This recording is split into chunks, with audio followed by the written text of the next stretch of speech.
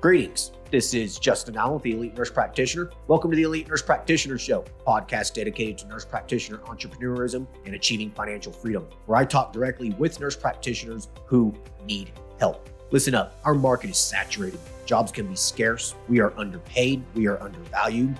We are taken advantage of by the sharks within the healthcare system, and frankly, screw that. Sick of it, and it's time for a change. And listen, I'm here to help make that happen. We are powerful. We can forge a path where we are in control of our career and ultimately our financial and personal well-being. You do not need to submit to healthcare administrators and your doctor overlords. You do not have to take the measly salary. You do not have to work 50 to 60 hours a week. There is a different way, and I'm here to show you that path.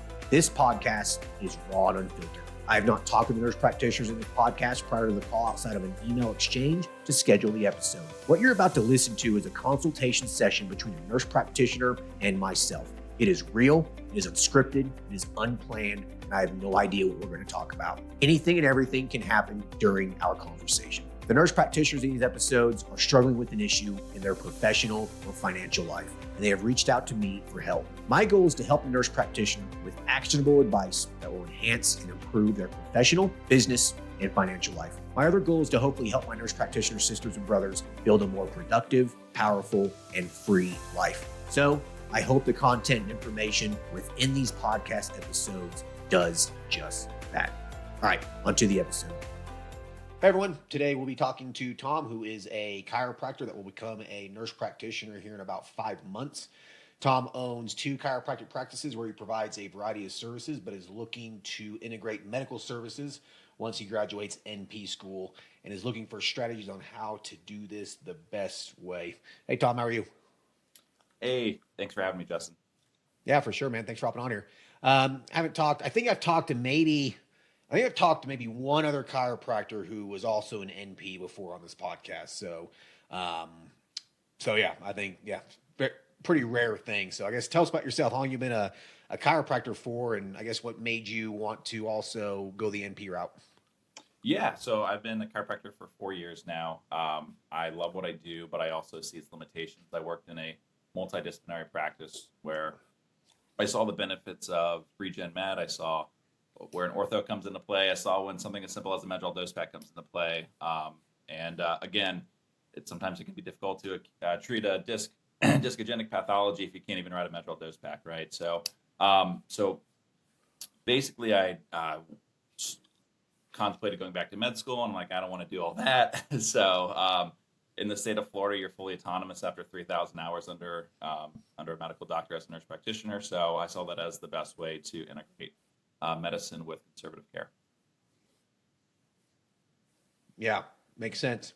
I don't blame you, dude. You know, I used to work at an urgent care, and there was a chiropractor right down the street, and he would send his patients all the time for a dexamethasone shot or something. You know, like they got L4, L5 disc herniation with some inflammation and having some, ridiculous symptoms and stuff, and man, they just need a steroid. You know what I mean? Sometimes it's that simple, you know? Yeah. So no, I totally get it, man. And plus, as a business owner too, it just diversifies your service lines. Significantly, you know. So yeah, there's quite a few chiropractor NPs out there.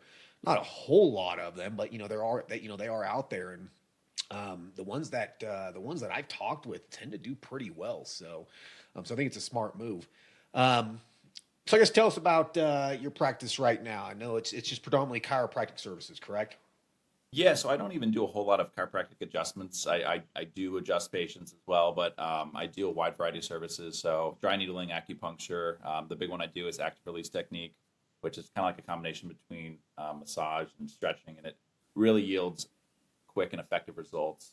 Most of my patients that come in and they're like, I don't want to see a chiropractor, but Susie referred me. It's for the active release technique, and that's been where a lot of my referrals have come from. In fact, almost all of them. But I still do some chiropractic, but it's not the only thing I do. But I really want to take that to the next step. And as I mentioned, if a patient needs it, you can write them a steroid pack, or if they've got a partially torn rotator cuff, I can do a PRP injection maybe adding some peptides, a little bit of men's health as well, and just being a more well-rounded physician. Yeah. Yeah. Makes sense. I mean, it totally makes sense. Yeah. Sometimes as an NP myself, I wish I knew some of the things that you know as a chiropractor. Like, it'd be kind of nice to be able to do some of those things, you know? You don't want to have me try to readjust your neck. I mean, Yeah. Yeah. Well, I guess let me tell you a little bit more about myself too. So I'm also in NP school right now. I finished in September, and I just have this call it 5-ish months to ramp up and kind of get a solid game plan for what I want the practice to look like. Right now, I am renting space at 2 different locations. My overhead is very low, and I'm generating between $3,000 to $5,000 a week, doing 2.5 days a week gross. So because my overhead's so low, I'm making pretty okay money right now. But once my overhead becomes a normal person's overhead, it probably will not look so great. So I'm trying to put everything in play now. So when I get the NP degree, when I decide to sign a long-term lease or potentially buy an office, I have everything in place. so, so you work 2.5 days a week. I'm assuming that's because you're going to NP school and doing clinicals and stuff, correct? That's exactly right. And then I really should open more days just because I'm so busy right now, but I just don't have the capacity to. So depending on any given week and what patients are dealing with, I've been in as much as a 4-week wait list at one location. So Wow. I need the ability to add more, but I can't because I have to get clinicals done and finish up NP school. So I'm kind of in the stage where I'm trying to lay a really good foundation, but I also can't grow too much because I don't have the capacity to see more patients right now. So as it is, I've spent $0 on marketing. Everything is word of mouth, and I'm doing well. Like I said, it'll be 1 year here April 9th, and I'm proud of where I'm at, but I also want to ramp up for the future. Yeah. I mean, dude, it sounds like you're making probably 10 grand a month profit working 2.5 days a week. Like, that's that's Yeah, pretty no, good. my overhead's right around 20,000 a year. So we just hit the first quarter, and I think I grossed like 49,000. Yeah, that's good money, dude. You're making really, really good money. So, it'll be really interesting to see what happens once you finish NP school and can open up to 4 days a week or whatever. I would say that, if you enjoy your free time or what, I would say just stick to 4 days a week. That way you can give yourself 3-day weekends or whatever. But, uh, but yeah, you're probably gonna do very, very well once you graduate NP school. And, yeah, so I guess what's your biggest concern here? What are you wanting to strategize about in terms of, Yeah. like, once you Yes. finish NP school, what do you want to do? So I definitely want to add in PRP injections, regen med, a little bit of testosterone. I want to be able to use my NP degree, but I guess let me first start with everyone I know that's a chiropractor that's also a nurse practitioner, or not everyone, but almost everyone runs an insurance-based model, and they have 7-figure practices. And I really don't want to deal with insurance, so I'm kind of in this crossroads of do I keep it a cash-based model and go from there, or do I go to the insurance route just because I know it's proven to be successful? Also keeping in mind that as a chiropractor, if you take insurance, in the state of Florida, you might be making, $50 a visit, where as an NP, you can make, depending on how you bill it, you can make 150 to 250, right? So um, the potential is so much more there for NPs as it is for chiros, but it's like, do I even want to make that switch since I already have kind of laid a foundation for a cash practice? Um, what kind of practice do you want? Do you want a practice that is more patient centered, where you can deliver a lot of value and take your time with your patients and whatnot? Or do you want something that's quick visits? Like, you said this chiropractic office that takes insurance, does 7 figures. Like you said, they bill $50 to $100 visits or whatever. It's just at that point, it's a volume game. They're working their off, seeing a lot of patients. You know, do you want that kind of model, of high volume model like that, where it just ends up becoming a conveyor belt?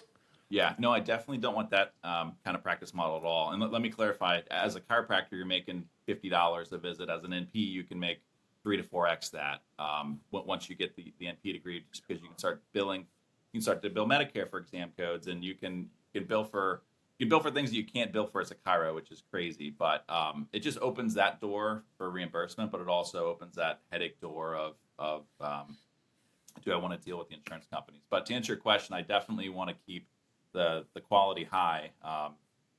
But if there's a way that you can keep the quality high, and Susie can come in more often than she would like because she can now afford more, that's kind of cool too. I just want to get your thoughts on it. Yeah.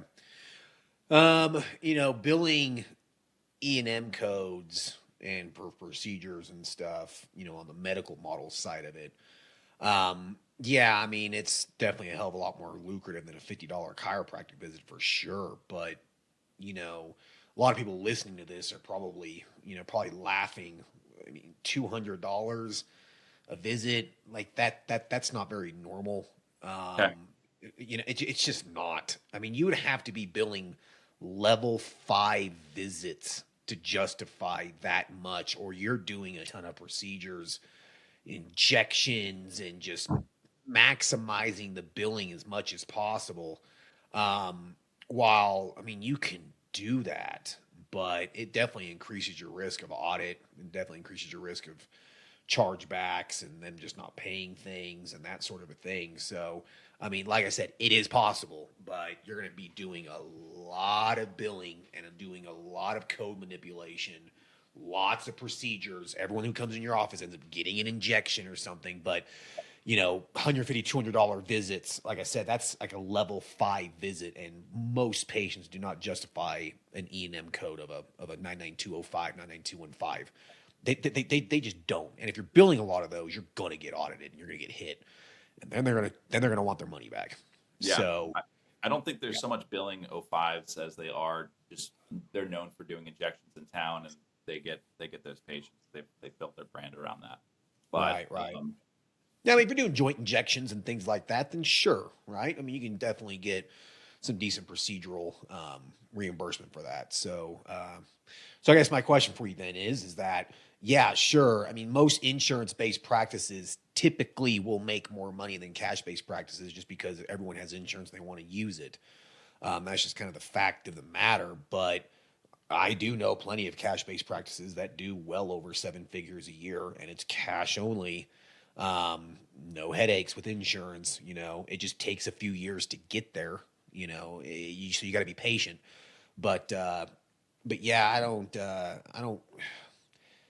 If you want to deal with the headaches of insurance and go down that route, then do it. It adds another layer of complexity to your business that, for me, is not worth the extra money. To me, it's not worth it, because I do value my peace of mind more than I do money. So yeah, I prefer to be independent. When you accept insurance, now a third party is in control of your money. It's no longer your money anymore. It's a third party's, and they are in control of it. You are not. So therefore, you have to follow their rules. You have to follow their regulations. You got to play by their rule book. You got to deal with their bull. You got to just deal with all of that. I personally want a business where I am free and I am independent and I'm autonomous. When you accept insurance, you are not. You simply just are not. Okay, yeah, so it just depends on what you want. Cash-based yeah. practice, whatever you want. Yeah, no, I appreciate it. Just kind of sometimes it helps to talk these things out loud, but yeah, I mean it's kind of like it's going smooth right now. Why throw a wrench in it, kind of a thing. But Right, man. It's not. Yeah, it's working pretty well right now. And you're only open 2.5 days a week. You haven't even begun integrating the NP medical side of this yet. You're just doing chiropractic stuff. So it's like, I mean, once you open those floodgates up, and you're open 4 or 5 days a week, and you're providing a bunch of other things. I mean, this could easily become something that can generate $500,000 a year, right? So yeah. yeah, yeah, yeah. They call it a loss leader, where they'll basically get patients in the door with the adjustment, and then they will have the ability have those patients in front of them, and then they can market testosterone or PRP or whatever else it may be. Yeah. Yeah, I mean, I think that's a pretty decent lead generator. I mean, it's a decent lead magnet. I mean, it's pretty much the same thing as with anything else, free consultation and B12 shot or, whatever, just to get someone in the door to try to sell them on something else. So I mean, you definitely could try that. I'm curious though. You said that you only been open for a year. You haven't Yep. marketed whatsoever. Um, and it's just word of mouth and it's growing and you 4 week wait list kind of a thing. This is a good thing. Um, do you think that you think you'd even do you think you would even need to do that with the current patients that you have, the type of patient that you're getting right now? Do you think that you'd be able to sell them on this stuff? Yeah, I mean, a lot of them are.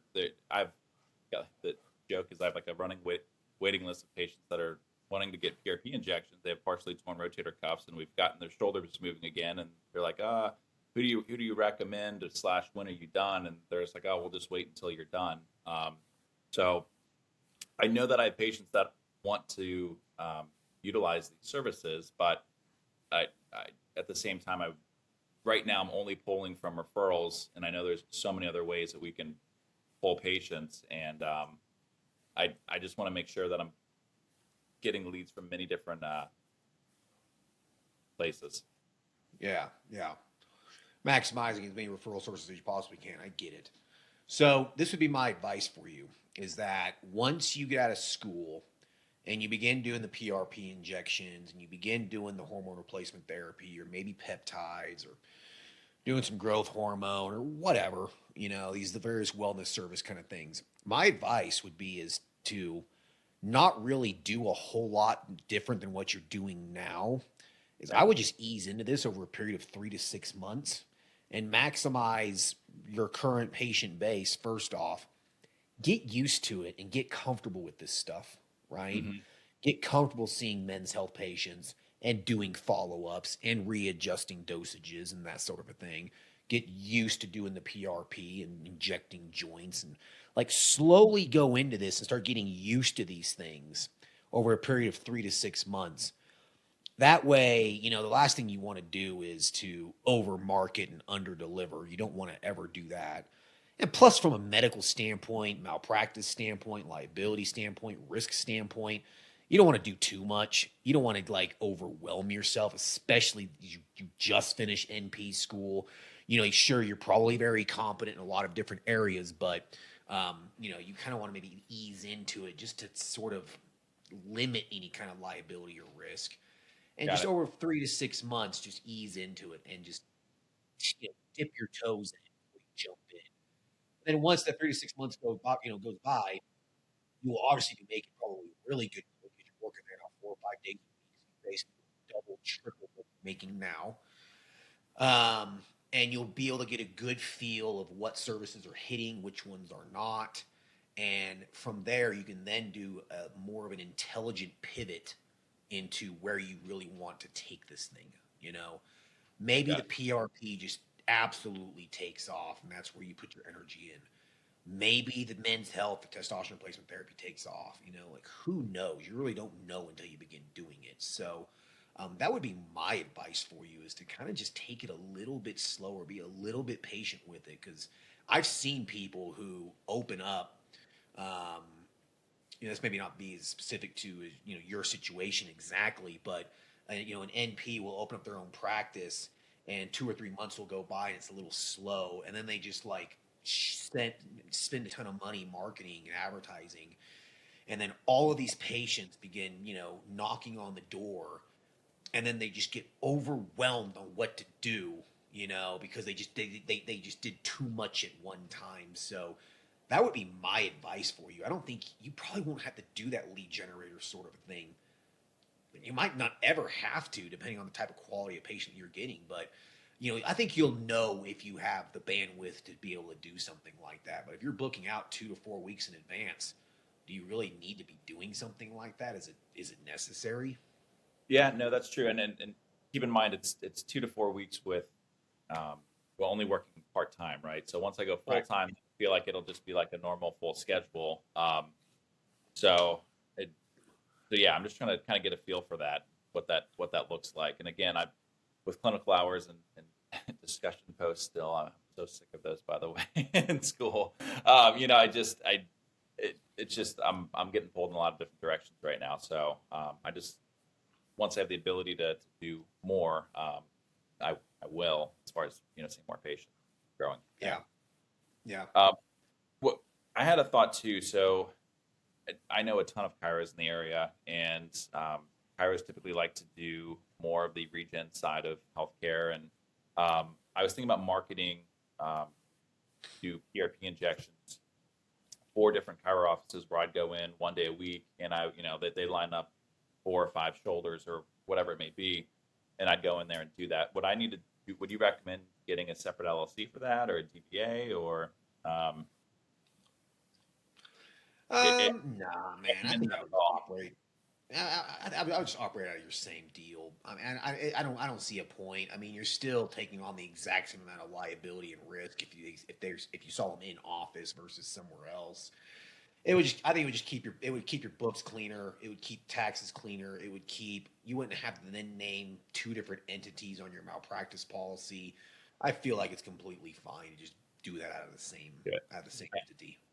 I think that the main reason was I could name it, PRP of the city that I'm in, and then on the Google search, it's like, oh, this is, instead of it being something that has nothing to do with PRP, I can be PRP of where I'm at, and then I'm just that much more findable on Google, and that generate more leads. That was where my head was at, not so much from a Okay. liability perspective, because the name of the practice as it is doesn't really say PRP anywhere in it.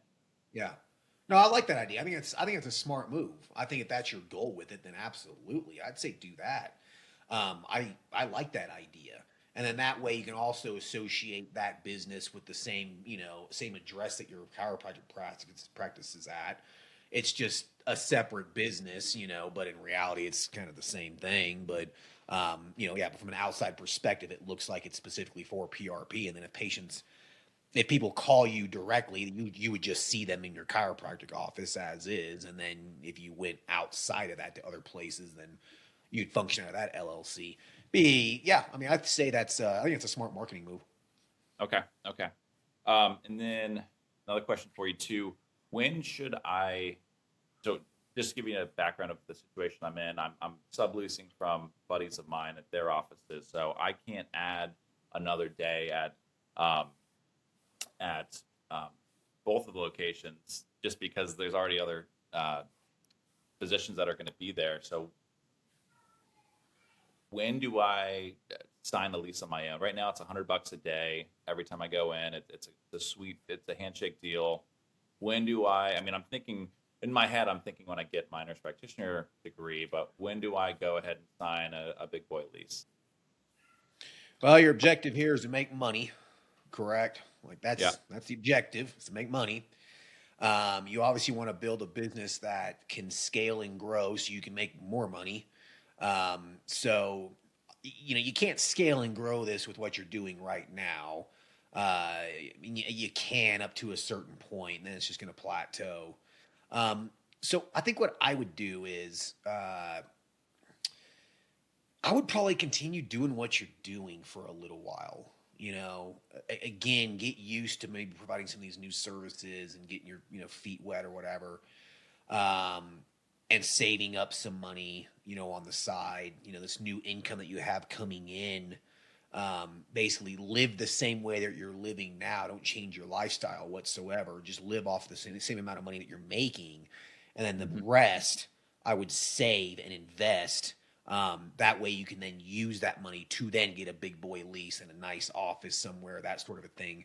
So that way you can just avoid debt. I mean, I'm assuming you don't want to take a business loan out if you don't have to. Are you considering it or?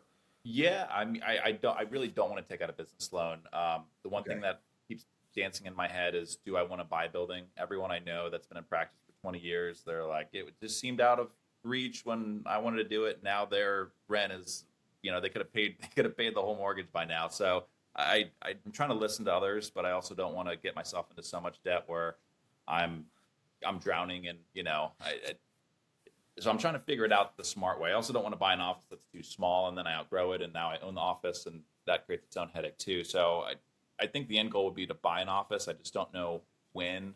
Do I take a massive, do I just live on, ramen noodles right now and stack a bunch of money away and then I put 100 grand down on a building, or do I just, lease for now? Or what are your thoughts on that? If the end goal is to buy a building, yeah,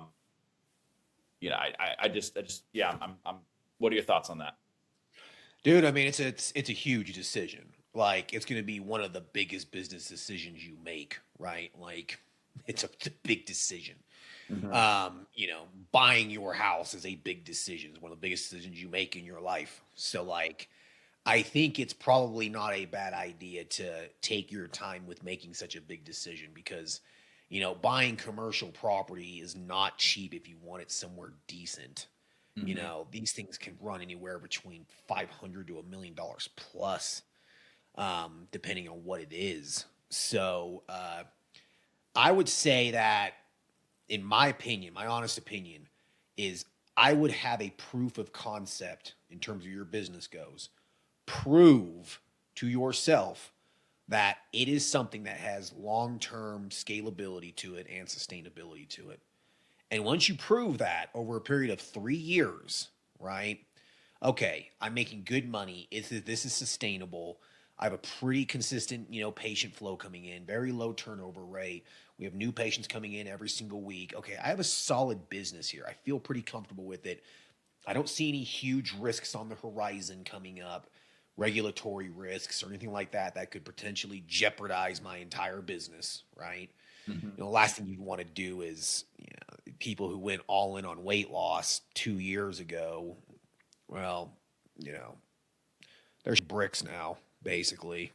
Like, Hmm. it's so Yeah. saturated now. Yeah. You know what I mean? They didn't make a very good decision. They didn't. They couldn't foresee that, right? Yeah. So once you can actually foresee what the future's going to look like, it's realistic. You see very little risk.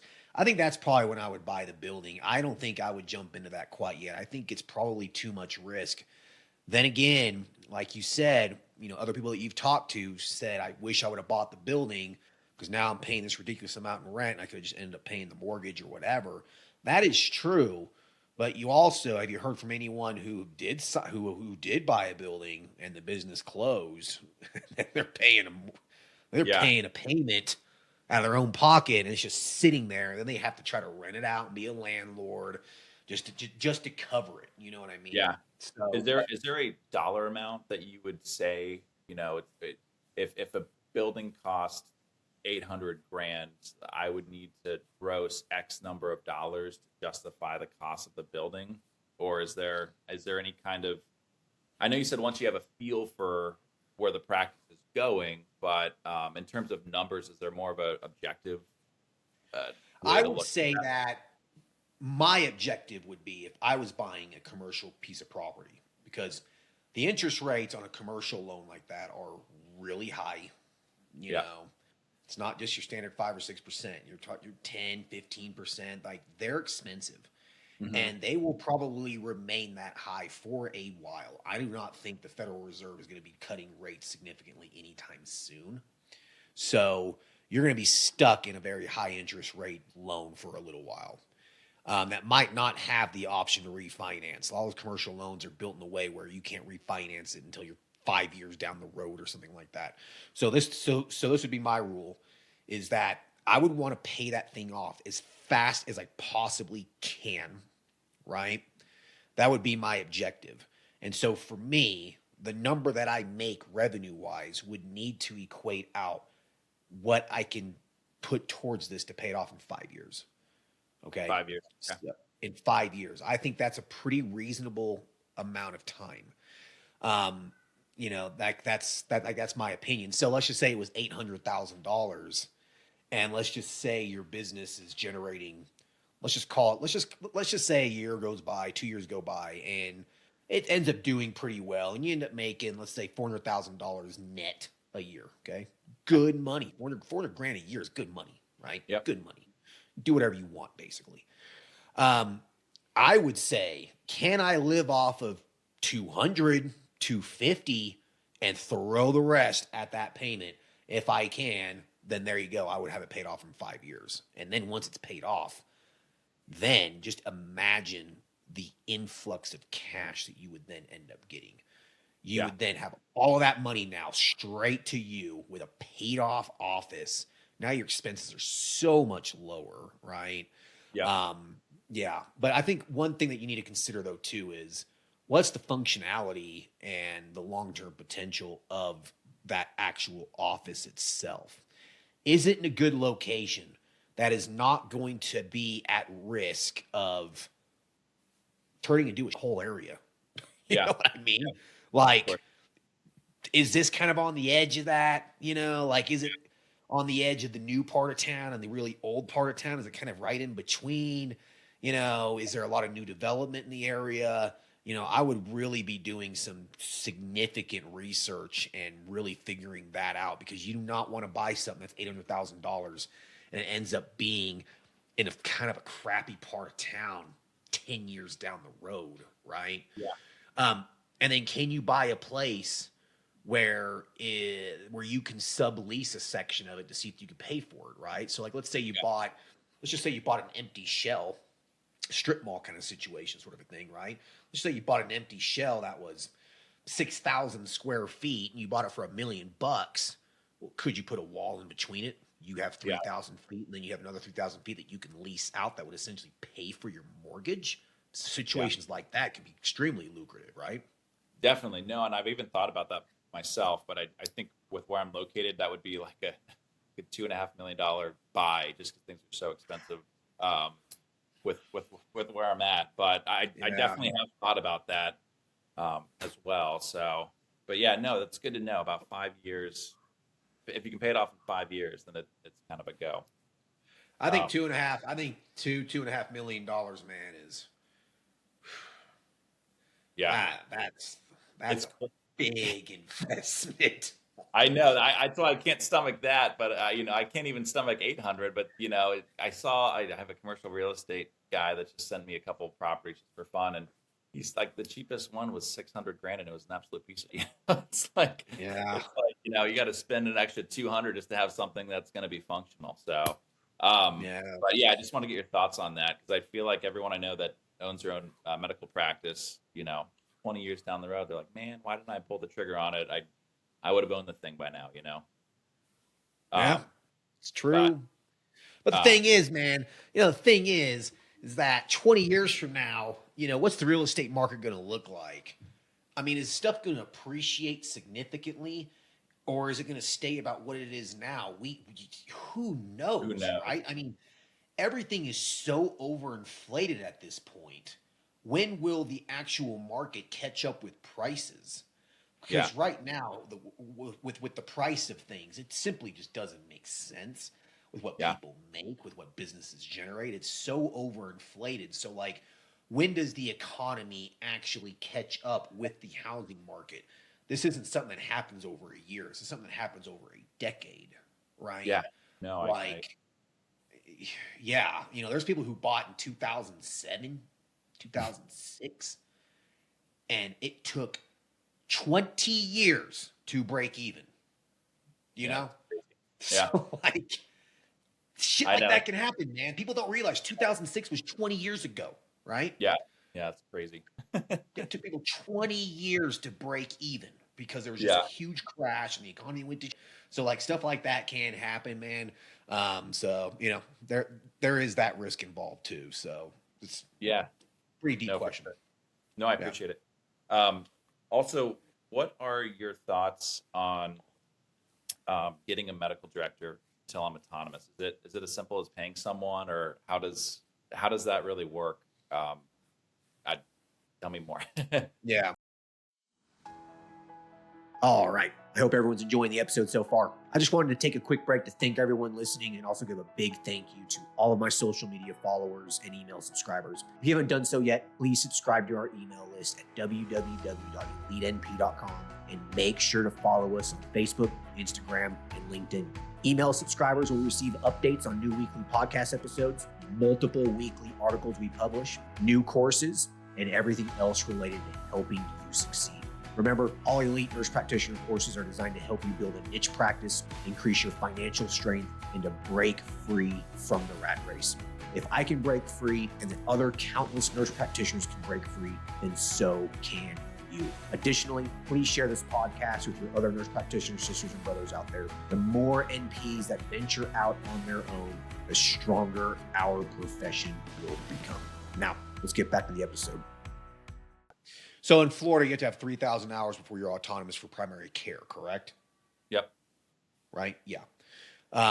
So primary care services is a pretty broad term. Most MPs that I talk with anyways offer HRT and offer PRP and weight loss, but they offer it within their primary care office in quotations, right? Mm-hmm. Yep. So you got 3,000 hours before you can hit that. It's a lot of hours, man. It's a couple years practice, really, realistically. So yeah, it is. It's a pay to play sort of a thing. You just pay them every single month, and they just sign off on your stuff. It's a total money racket.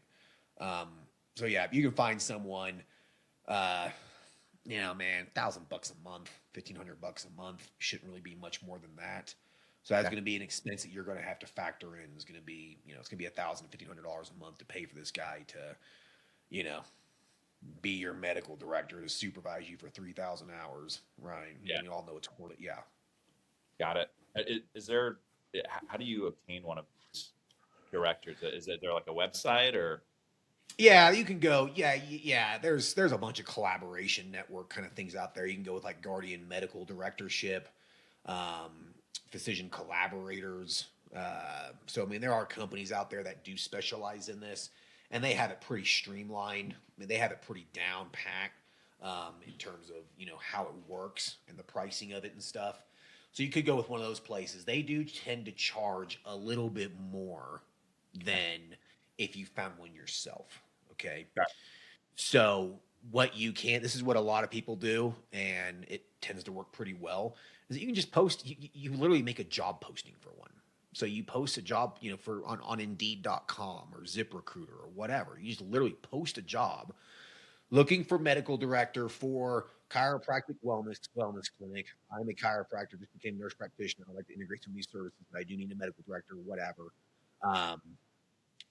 Dude, you will get dozens of applications from medical from those out there who are just milking to make a little side income, doing nothing. There's actually doctors out there that do this full time for a living. They'll get like 20 or 30 people that they supervise. Yeah, I've talked to some of these guys. I talked to one time. He was licensed in like 35 states or something like that. He had like 60 NPs he was supervising, all at like $500 to $1,000 a pop for doing nothing. Wow, crazy. Yeah. He's like making more than surgeons just sitting on the couch. Right. Right, for doing nothing pretty much. Yeah, exactly. So you can find guys like that, man. I mean, there's a lot of them out there that, there might be a lot of doctors. You might find a doctor out there that just got in trouble for prescribing too many opioids or something like that. And his license is kind of on, he just got fired and his license is under review and he's just looking for some quick money or whatever. Dude, that's a perfect medical director. He'll let you do whatever you want. That's hilarious. Let me ask you as well, what marketing would you say has been worth your time, or have you seen be worth it? As I mentioned, I haven't spent a dollar on marketing, and I don't plan on spending it until the program ends, because I just don't have the ability to take on more patients right now. But what have you seen works well? What do you recommend? Or just continue with the word of mouth? I was going to say, well, let me ask you, what are you doing now? Because something's working. Like, what do you do now? Like, I mean, I know you said you don't advertise, but like, what are you doing? You're doing something. Yeah, I just take care of the patient in front of me. I'm a firm believer, if you take care of them, then they'll tell friends and family. And it's coming up on a year, and it's been working out well so far. So it's a blessing. But I also know that I'm only tapping into one potential way to get patients, and I know that there's Facebook ads, there's Instagram, there's social media, I haven't posted ever. I've never posted on social media. I have a social media page, and it's completely blank. I even need to get my Google reviews up, because you don't focus on Google reviews as much when you have patients coming in through the door, but I know I need to get. I'm just, I guess for me, I'm kind of in this ramp up period where I want everything to look really kosher. So once I get the NP degree, I have the ability. I can't take on more right now.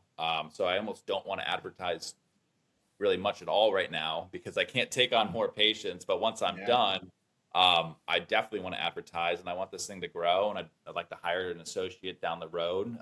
So I yeah, that's kind of where I'm at. But it's all been word of mouth to answer your question. Well, yeah, I mean, I agree with you. You don't want to advertise right now. It's not a good idea. Like, Yeah. don't bite off too. Don't bite off more than you can chew. Right? Like, just don't do it. It's not a good idea. So what you're doing now is completely fine. Now, word of mouth is. I mean, you've heard this before. It is the most powerful marketing channel there is. It just is, especially for a service based industry. Service based business like this. The majority of practices, man, that I've helped sell because I broker practices on the side. The practices that I've sold that do $1 million plus net a year, okay, are all word of mouth based. The people that I've talked with who have million, 7-figure businesses net, we're not talking about 7-figure gross. 7-figure gross doesn't mean a thing. Yeah. 7-figure net's impressive. Hmm. 7-figure net businesses are predominantly word of mouth based businesses. Okay. Okay. So you need to continue to focus on that. All right. It's free. You deliver good care. It's a good thing, anyways, right? Like you take care of them, they take care of you. Now, you then want to obviously still maximize the other marketing channels that I would say still fall into that social realm of word of mouth and review based and stuff. So your Google business listing that you said, you do need to prioritize reviews on there for sure. You need to get as many reviews as you possibly can on your Google business listing between now and October or whatever, just November once you get licensed. Yeah. Prioritize that until then. Like strive to get 50 to 100 5-star Google reviews on there. And then that way, when you launch this thing, or when you really decide to pull the trigger on scaling this, you just have so many reviews on there to look it's legit business, right? So I prioritize that. Um, if you don't have, if you're not utilizing social media, I think that because you do some interesting things in terms of like PRP and injections and procedural things, I think that creating videos that you post on YouTube and your social media pages, just post them, create video, post them on those channels, post them onto your website. You will get patients that way. It builds your social authority. It builds your credibility. People who end up going to your website will watch some of these videos and be like, okay, I like Thomas. He seems like a pretty cool guy. He seems like he knows what he's doing. He seems knowledgeable. He seems competent. So you will get more patients that way. It also improves your SEO. It also improves your GEO, your generative engine optimization. So people find you on ChatGPT and Gemini and those sorts of things. So I would focus more on those free avenues that, tend to maybe take some time. Recording videos takes a little time, especially if you have to edit them and whatnot. But they can pay off big for you over the long run. Got it. A video that you record about a frozen shoulder, you post it on YouTube, you talk about how you manipulated it or whatever to unfreeze it, and then you did a PRP injection to heal it. Something like that, man. A video that you post like that on YouTube might only get 500 views the first week. But the thing is that video is out there, and someone might find it a month from now and be like, oh, okay. Oh, hell, I mean, I happen to be in the same area as Tom. Call your office up. You know what I mean? So it's these little things like that that just compound, and they're free. I think that advertising this is really I don't think it's necessary. Advertising on social media, you're sending out a message to a bunch of cold leads and hoping someone actually needs the service that you're providing. Got it.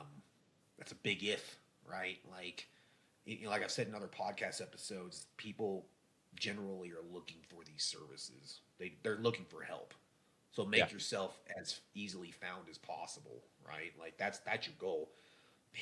target those warm leads. People are looking for this. So make them find you as easily as possible. If you focus on that, dude, you probably will never have to spend $1 on marketing.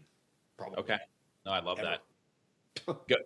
I know consistency is the number one thing with social media. How consistent should I post once I get started?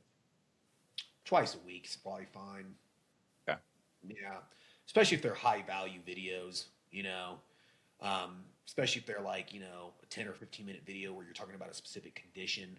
You probably really only need to post a video like that once or twice a week. Now, the thing is, you can post daily, but you can just break that 10, 15-minute video down into 5 30-second reels, and you just post those every single day, right?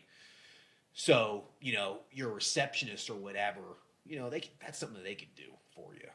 You record the video and you're like, okay, make sure you post the main video on Monday, and then, Tuesday, Wednesday, Thursday, Friday, just, break it down into 5 reels and go ahead and post them or whatever, That way you're posting content fairly regularly.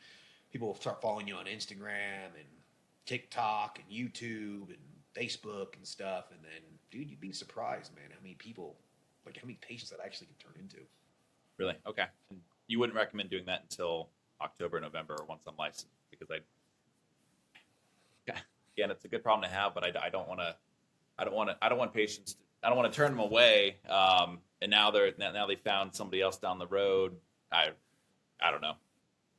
Well, I mean, yeah, right. You don't want to over market and under deliver. You never want to do that, right? So you could start that process if you wanted to, because that process usually takes 6 months to really start seeing any kind of results from it. Yeah. It usually takes a little while. Okay. Most people stop doing it because they don't see any results after 2 months. So they just stop. Yeah. And if they only knew, they might have been only 2 more months away from actually some significant results. You know what I mean? So most people just give up on it. So if you started it now, then by the time October, November comes around and you're licensed, it actually could start gaining some traction and whatnot. But I would be very hesitant in terms of creating videos about stuff that requires your NP license.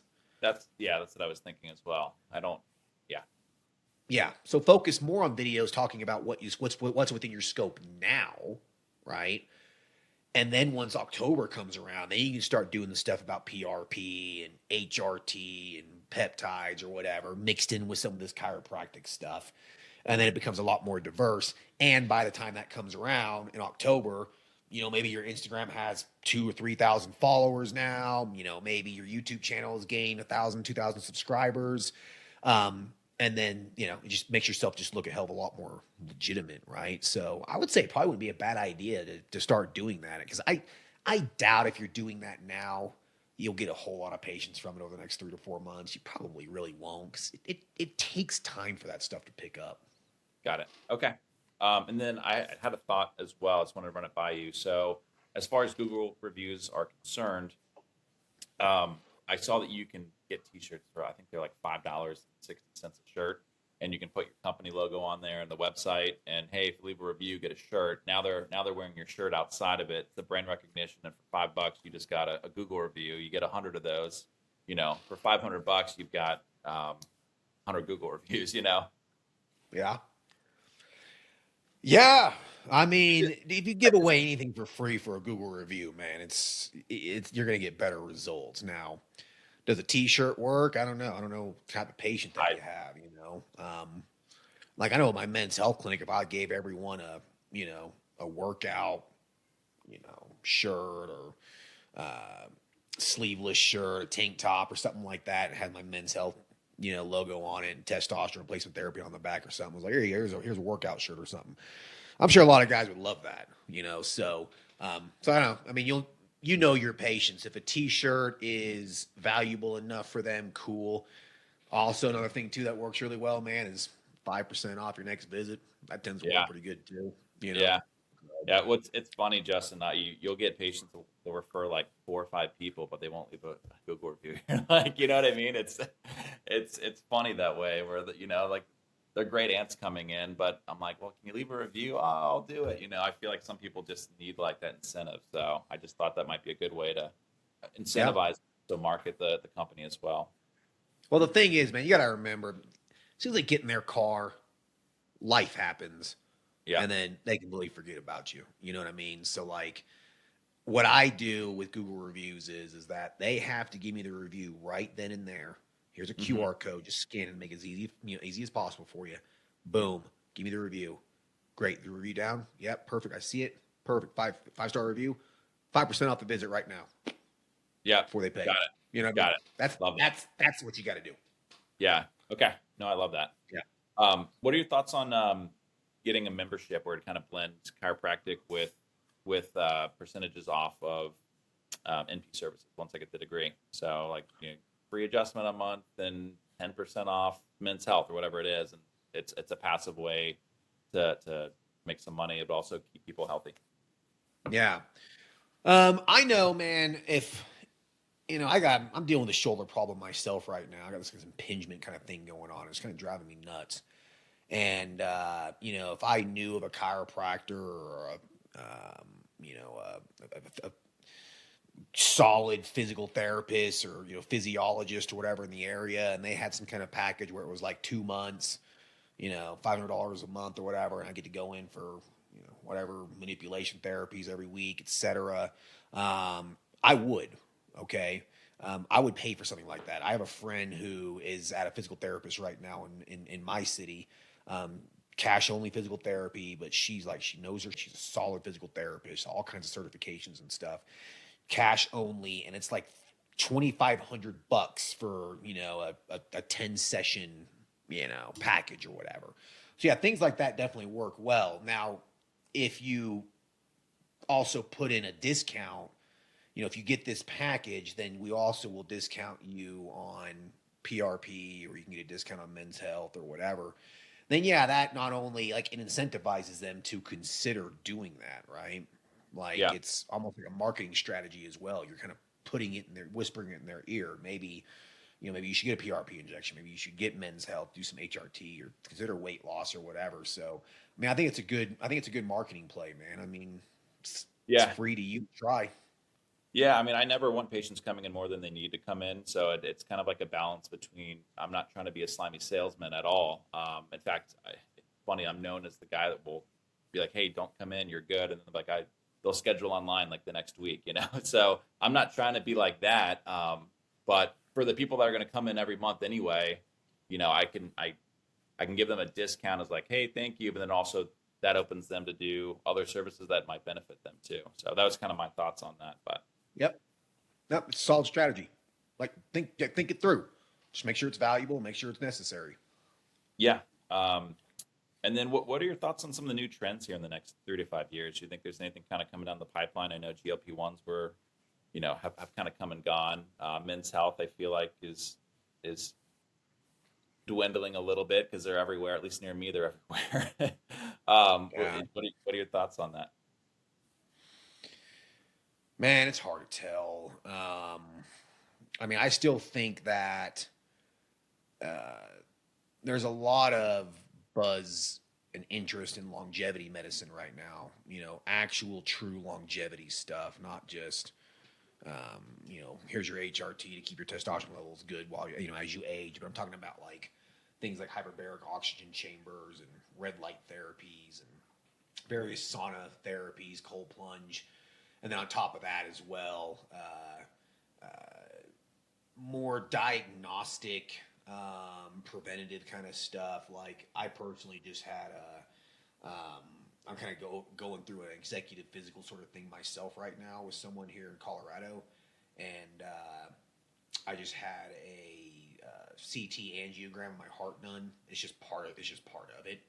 Mm-hmm. It cost $2,000 cash to get it done, but I had it done, and like my calcium score is 0. I literally have zero plaque. My heart is essentially that of an 18-year-old. So it's like, well, that's cool to know. Like, you know what I mean?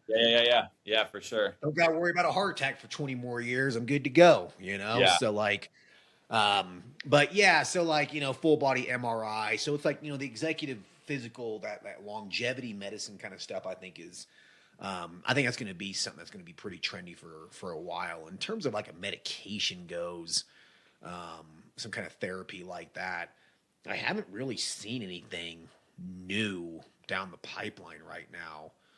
I think it's just going to be kind of a waiting game. I mean, I know peptides are going to be coming back soon. GLP-1s kind of just came out of nowhere, so we were kind of surprised by that. No one really foresaw that when it happened. So yeah, I don't really have a specific answer for you. It's just, let's just keep an eye on it. But I think the longevity medicine stuff is kind of where it's going towards. I also think a lot of people are really looking more into this integrative stuff too, this integrative medicine, the functional medicine sort of stuff.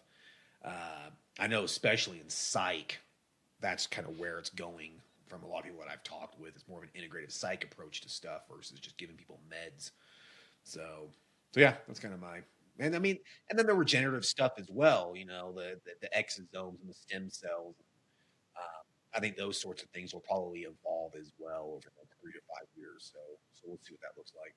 Yeah, awesome. Another question I had for you is, what would you say made you the most successful? If you were to go back and, everyone makes mistakes in business. I'm about ready to finish up my first year. I try to learn from mistakes of others. And is there any advice you'd have on what you wouldn't do or what worked really well for you? I think the biggest thing that worked the most for me was a combination of persistence and patience. I never gave up. I never stopped. There was days I would wake up and I'm just like, I don't want to do this day. I just don't want to. What I mean? No, I get it. Just want to sit here and watch a movie. Like, get it. Just go for a walk and watch a movie. And like, but I never got lazy like that. I still continued to push forward and stuff. I just sacrificed a lot of things I probably shouldn't sacrifice, but I did. So I stayed persistent regardless of what my brain was telling me to do. Oh, you could be lazy today, or why don't you quit this? It's not working out very well. And then just being patient along that, giving stuff time. One of my weaknesses, one of the mistakes I made was being impatient at times as well. Maybe I launched things too early that I shouldn't have. I might have invested money in things too early. Maybe I was a little too impulsive when it came to certain things. So I was impatient, especially when I was, let's see here. It's 2026 now. I'm 41. I'll be 42 here in a few months. When I was like 35, I was an extremely impatient individual, very impatient. And it took me 6 years to eventually learn how to just be patient with things. And me being persistent was forced patience, essentially. You know what I mean? Yeah. So that'd be my biggest piece of advice for you there. And then also another thing is, don't be scared of don't be scared of things that are completely out of your control. I would worry and be anxious about so many different things throughout my journey. Is the economy going to do this, or did I chart right on this patient? Should I give this patient this or that, or how are people going to perceive me publicly? Especially with like the elite NP, when I was putting myself out there a lot. A lot of things I was really worried about how I would be perceived, and putting my foot down and stuff like that. And anyways, though, yeah, don't worry about it. If it's out of your control, just stop worrying about it. Just do it. Just do it. So. Yeah, no, I appreciate it. The patience definitely resonates with me. I'm 30, so I'm kind of I feel like I'm always trying to get on the next thing and be better. And sometimes I feel like that's great advice, just to be okay with where you're at and keep working toward your goals, but not to beat yourself over it. Dude, you're 30 years old, man. You're still, can't believe I'm saying this, but like, you're a baby, man. Yeah. I mean, I'm only like, 12 years older than you are, you know what I mean? But like, I remember when I was your age, someone in their 40s would tell me the same thing. Oh, you're just a baby, Like you have a lot to learn over the next 10 or 15 years. And you doing this at the age that you're doing it at 30 years old is pretty impressive. So you will be wealthy, you will be successful. It's just maybe not next year, you Yeah. know, maybe not in 3 years, but like 5 years from now, you probably will be doing very, very well. So just be patient, man. Just let things kind of roll out. You don't have to always do something. Okay. Yeah. Like this I is, I don't feel yeah, that way. I know. I know, man. I know. And entrepreneurs in general, and I'm still guilty of this sometimes, we always feel like we have to be doing something. Sometimes the best thing you can do is nothing. Sometimes the best thing you can do is just sit back. I built this thing and it's working. It's a machine now. It's doing its thing. Sometimes it's best to just stand back and let it do its thing for a while. Just put the inputs into it necessary to keep it operational. But sometimes you don't have to add a bunch of new things and that sort of a thing, right? Just sometimes the best thing to do is just nothing. So be patient. That's why I was telling you, man. 6 months from now, just be patient with this. Just slowly dip your fingers into it, Just there's no reason to advertise this stuff right now. Like, be patient over a period of 3 to 6 months, man. I wouldn't be surprised next year. Like, let's just say starting in October, okay? October of 27. I wouldn't be surprised one bit if your practice does $500,000. Like, I really wouldn't. And you probably won't have to do a whole lot. Just be patient with it. Yeah. Well, I appreciate you saying that, and I think you summed it up pretty well. So here I am calling you 6 months before I have the ability to do some of these things, and I'm already trying to develop a business plan around it and everything. So thank you for that. Yeah, I think that pretty much sums up everything I have. Do you just kind of looking based off everything I said? Any advice you have? I mean, I know you said be patient, but just kind of given everything I just kind of disclosed to you. Um, on what to do. I know we hit a bunch of things, and if you don't, that's perfectly fine. But just given the situation I'm in, is there any advice, any other advice we haven't hit on? Yeah, I think the biggest thing coming to my mind right now is that you have a lot of transitions coming up in your life. You know what I mean? You're going to finish NP school, then you're going to have to pass the certification, and then you're going to have to get licensed, and then you're going to have to get your DEA. You're going to have to find a medical director. You're going to be implementing a bunch of different services into your practice. You're going to go from chiropractor to chiropractor NP hybrid. Like, there's a lot of transitions getting ready to come up in your life. So the next 12 months for you are going to be stressful. The next 12 months for you are going to be a lot of unknowns. You're going to be uncomfortable a lot of the times. And I think that just be prepared for it. I would only focus on what you have right in front of you at the moment. When you're finishing NP school up, the last month or two, that's what you need to be focused on. I don't think I'd be focusing on a bunch of other stuff in your business at that point. Get the AANP passed, pass that thing, get your licenses and stuff. Like, focus on those things that are right in front of you. I don't think for the next 12 months, I don't think it's necessarily a good idea for you to be thinking really far ahead in the future. I don't think it's necessary, because I think you have so many different changes coming your way that you need to navigate those changes tactfully and with, patience and with perseverance and with being level-headed and calm. So focus in on that instead. And as those transitions begin to unfold, you will then get to a point, probably 8 to 12 months from now, where you will then begin just feeling comfortable in your new skin. Once that happens, once you feel comfortable in your new skin, that's when I think I would start that's when I would start thinking more about, okay, the 6-month goal here, the 12-month goal here. Okay, what should we begin doing here to grow this service line, that sort of a thing, because you're not going to really know what that is when your head is clouded with all that you're going to have to get done in the next year. You know what I mean? So that's why I said for the first 3 or 4 months, 3 to 6 months after you graduate, man, take your time with this stuff. Okay. Don't get in over your head with implementing a bunch of different things. It's not a good idea. All right.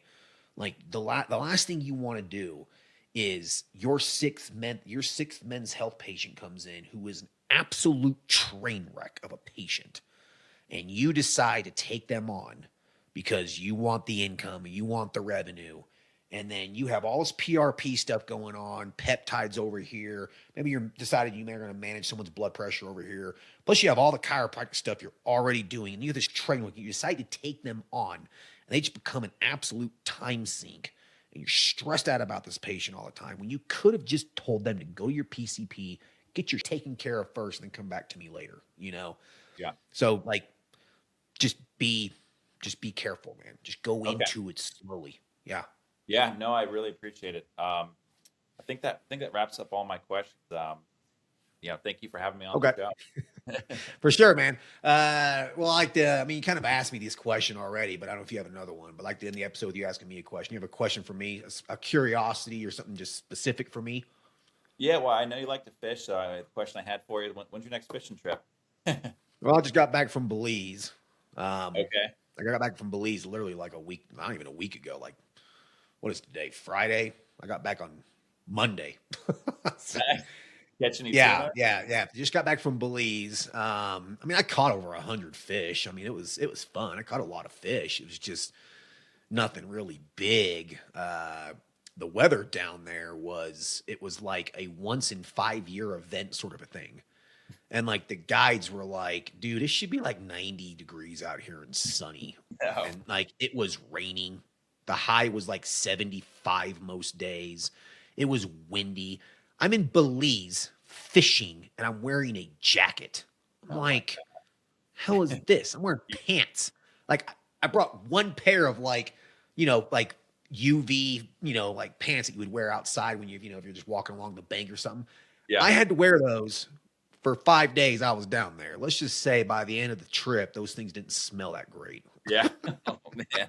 Well, hopefully at least caught something, man. That's unfortunate. I was trying to end it on a good note and talk about something exciting. I didn't want to talk about it was still fun, man. Don't get me wrong. I still had a blast. I caught 100 fish. I just wasn't able to hit those tarpon. I went down there to fly fish for trophy tarpon or like a trophy bonefish or something. And it was just like this seaweed blew in from the ocean and the seaweed was just along the mangroves and stuff. And it's just sitting there rotting, killing the bait fish. So now the tarpon and the big fish are going deep. And we couldn't go fishing in the deep water because there was 10-foot swells out there. So it was but made the best of it, man. But regardless, I'm gonna be in Florida here in about a month and a half. So that's when I plan on. I'll do a little fishing while I'm down there. So yeah. Yeah. Well, hopefully, if I get back on the show, if I ask that question again, hopefully it's not 10-foot swells. It'll be better. Maybe I'll be able to share a screen with you with a 400-pound marlin or something. Yeah, exactly. All right, cool, man. Appreciate you, brother. Thank you. Have a good one. All right, Thank you for listening to the show. Quick legal disclaimer. The content of this podcast is meant for informational and entertainment purposes only and should not be used as legal, financial, medical, regulatory, or practice-specific advice. For information pertaining to your specific legal, financial, medical, or practice-specific needs, please be sure to consult with your lawyer, CPA, medical director, and/or your state's practice laws and the most up-to-date clinical guidelines. As always, do your due diligence when it comes to any information found online and in podcasts. The content in this podcast is copyrighted by Galaxy Medical Southwest 2023 and cannot be duplicated, rebroadcasted, or reproduced without our written permission.